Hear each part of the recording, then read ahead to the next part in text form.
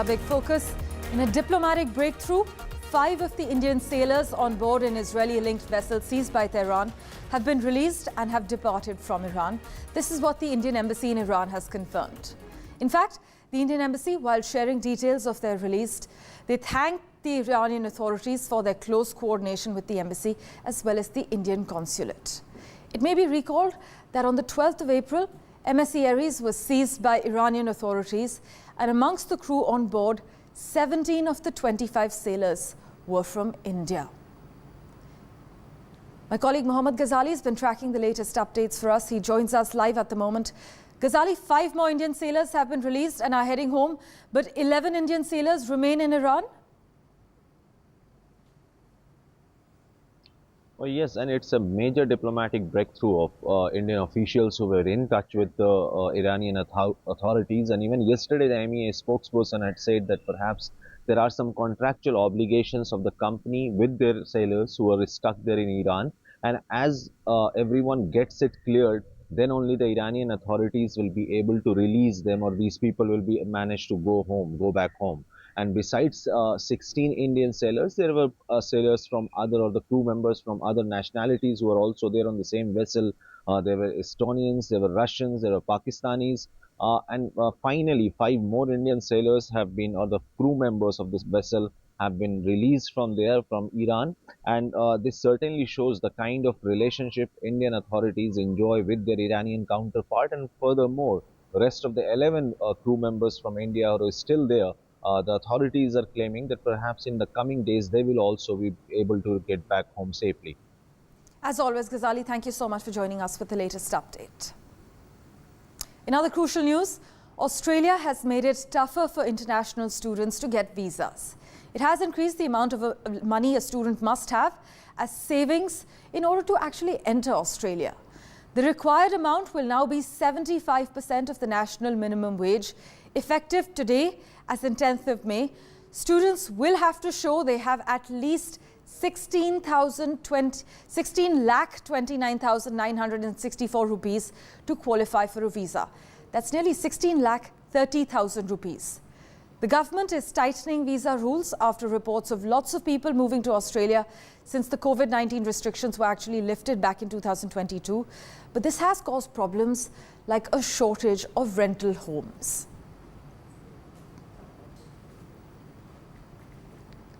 Well, to help us understand how these rules impact Indian students, we have with us immigration expert Rohit Sharma. Thanks so much, Rohit, for joining us. You know, the latest Home Affairs data in Australia shows that visas granted to Indian students actually fell by 48% if we're talking about December 2022 and between December 2023. Now that Australia has tougher visa conditions, how likely is this to discourage Indian students from considering Australia as an option to pursue higher studies? Yeah, very good morning to start with, and thank you for calling me on this show. As regard this dip in the number, that obviously is expected, when you are raising the bar, not only on the fund requirement that are required to be shown, but also they have put restrictions on IELTS requirements as well, like they have raised the bar in that side as well. Having said so, it is not just specific to Indian students. The Australian government is being pretty concerned about the rising rentals, and at the same time, the number of students that actually have increased in the last 1 year or so, record 650,000. In fact, immigrants actually are being increased in the last year until February 29th itself. So yes, a matter of concern for students, because as and when they are going to raise the bar, there will always be a filter that certain students will not be able to qualify. Yes, but this is the second time in 7 months that the amount of savings has been increased, following a previous hike in October, if I'm not wrong. Meanwhile, many offshore students are experiencing visa refusals, while others lots of students complain that they're scared to travel back home because they fear that their visas will be cancelled upon their return to Australia. So to start with, as far as you are meeting the requirements of the study visa, whatever the enhanced requirements they are, so if you are meeting them, it's not that they are refusing the applications just like that. So, and it is not also that whatever laws that they are introducing now, they are implementing on the already applied applicants. So student visa refusal is not happening because of any increase in the bar. If you are meeting the credentials, you can still apply and can actually qualify for the process. Right. And as regard, the concern that if you are staying in Australia and during your breaks or so, if you want to come back, as far as you are meeting the visa regulations, they are not going to stop you from that. That's for sure. We're also hearing of an anticipated hike in student visa fees in the May budget. Surely that's likely to impact the share of international students and perhaps decrease it further, right? Yeah, that is there. They are obviously tightening up the screw. Having said so, also one has to understand that Australia, when it comes to international student export, it is relying so much on, this is one of the biggest industry, in fact, almost quantum at USD 50 billions.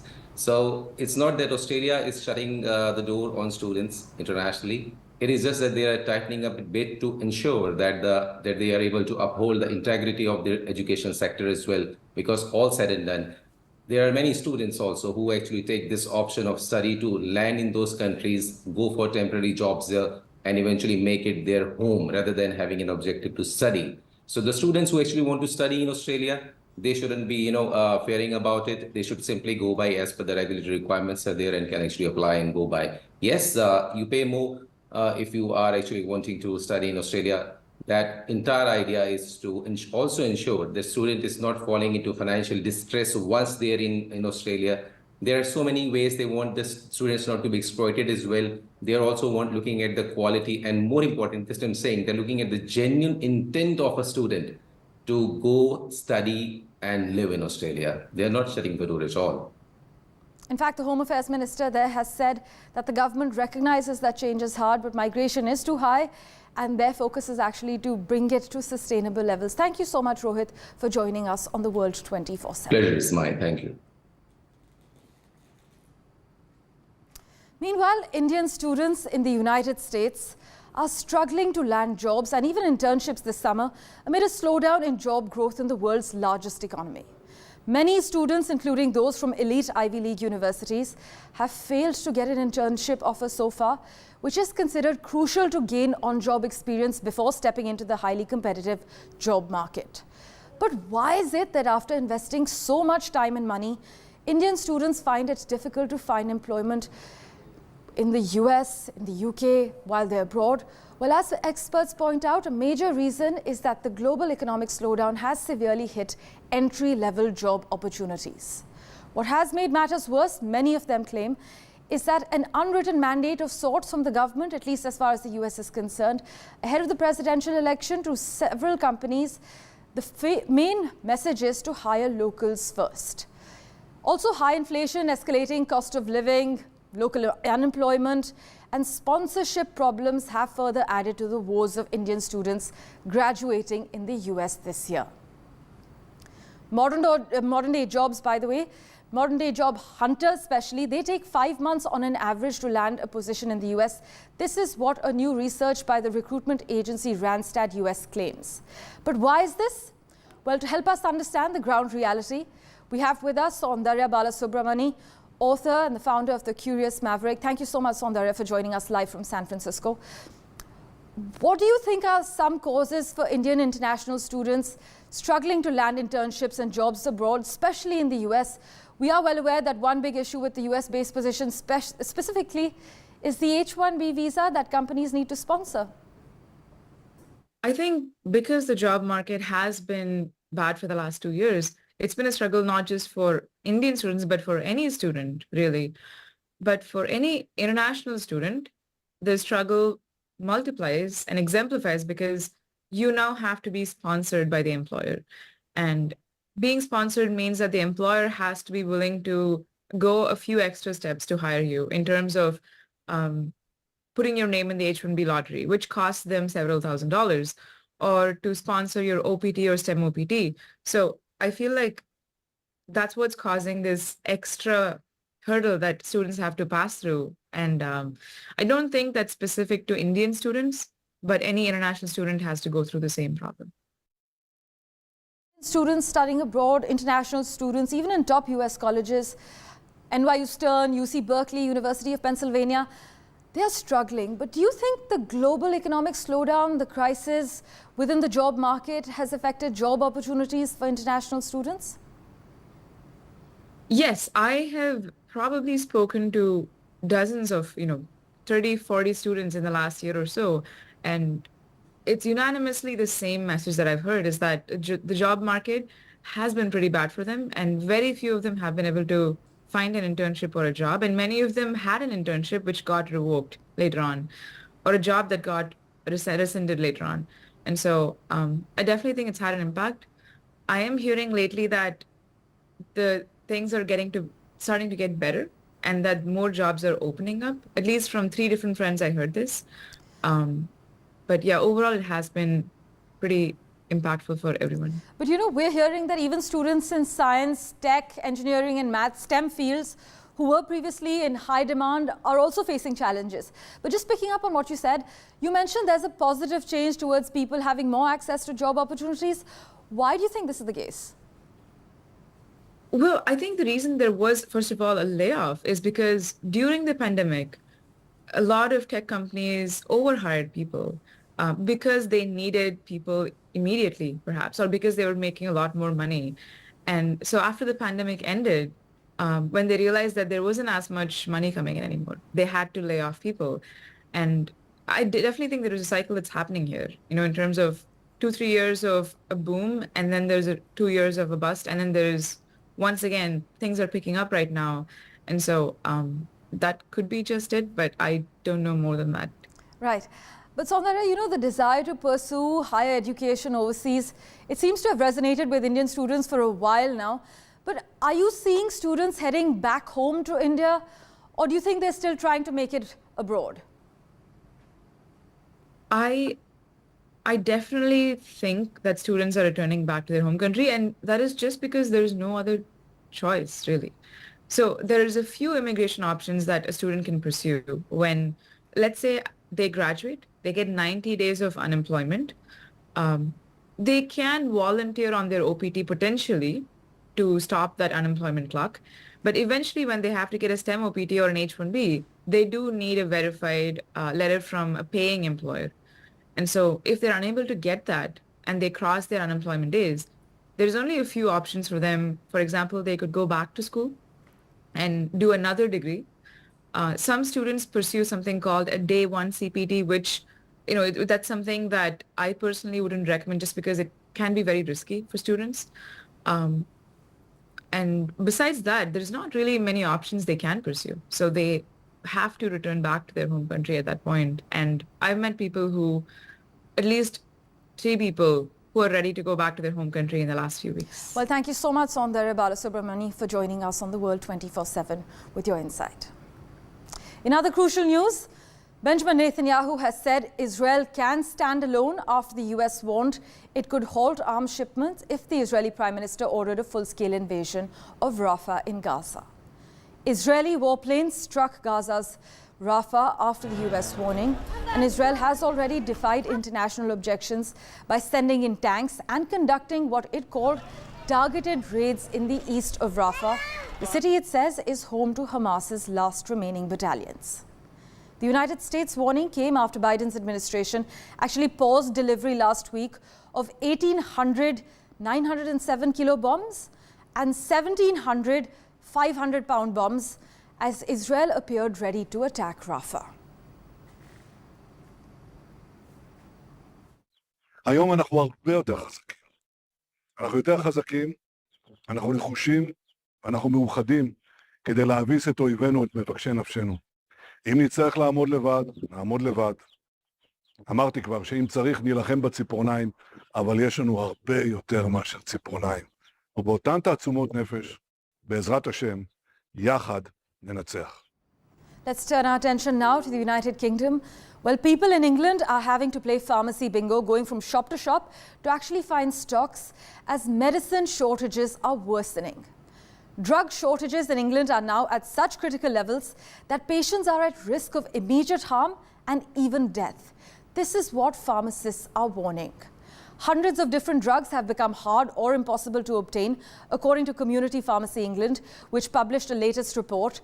And in recent months, the UK has seen key medicines for the treatment of type 2 diabetes, ADHD, and epilepsy become unavailable. In fact, last year, The UK saw shortages of HRT, adrenalines and antibiotics as well.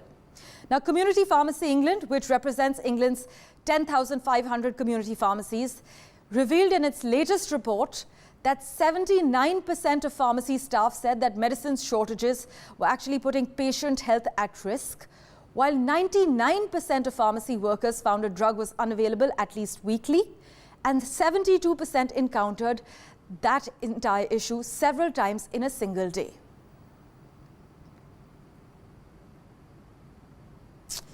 And meanwhile, so much for the Rishi Sunak recovery. Britain's opposition Labour Party bagged its largest polling lead over the governing Tories since Liz Truss was Prime Minister. A new YouGov poll for The Times sees Labour enjoying a 30-point lead over the Conservatives, and Keir Starmer's party now sits on 48% support to the Tories' 18%. That's the biggest gulf for Prime Minister Sunak since he actually entered office in October 2022 after Truss's chaotic 49-day tenure in 10 Downing Street. Because the big story. Well, as always, news and updates continue. We're taking a quick break for now.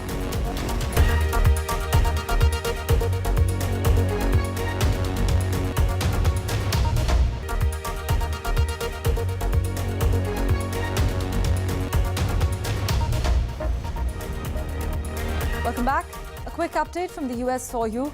Donald Trump's lawyers sought to show inconsistencies in porn star Stormy Daniels' various tellings of a 2006 sexual encounter she said she had with Trump, part of an effort to undermine his credibility as a witness in the first criminal trial of a sitting or former US president.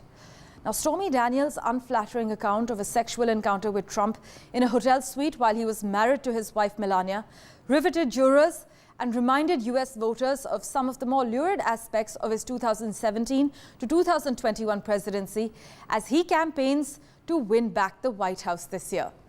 We have reactions from Donald Trump and Rick Scott, followed by Sally Peterson's report from New York. Listen in. Here we sit after 2.5 weeks, and I think you'll see some very revealing things today. I want to thank my lawyers. They've done a very good job, but I'd rather thank them after it's over. This can't continue. What's happening to this president is wrong. We're watching all over the country. We're watching all these cases that are going after somebody simply because he's a political opponent of Joe Biden. Stormy Daniels' dramatic and at times detailed and graphic testimony came to an end on Thursday. The pornography star talked the jury through the relationship she alleges to have had with Donald Trump, which began, she says, in 2006 when they met at a golf tournament in Lake Tahoe.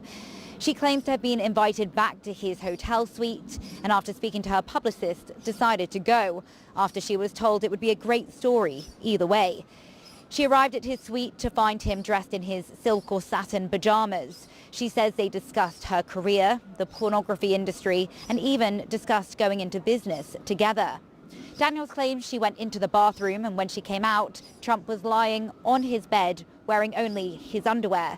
She claims that a sexual encounter between the pair then took place. Donald Trump has always denied any sexual relationship between them. Now, when it was their opportunity to cross-examine the witness, Trump's team tried their best to undermine her credibility and her memory. They made out that she had really only told this story in pursuit of profit and to try and boost her own image and status within her field. They claim that her story has changed since she told it to interviews and in a book years ago and tried to basically undermine her credibility as someone in this case. She stood by her story, though, claiming that, if anything, speaking out has actually made her worse off, not better.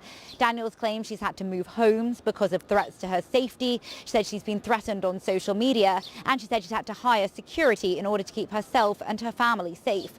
Now, a reminder of this case more widely, this trial is looking at a payment allegedly paid to Stormy Daniels in the lead up to the 2016 presidential election to keep quiet about the alleged affair.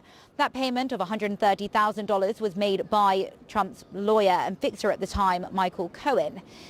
Trump is then accused of paying back that money to Cohen and filing it as a legal expense. The the prosecution claims that that is in fact illegal. Trump has pleaded not guilty to 34 felony counts of falsifying business records, and if he's found guilty, he could face jail time. He is, of course, running to be the president of the United States once again, and is frustrated to be spending time inside the courtroom here and not out on the campaign trail. Sally Patterson, NDTV, New York.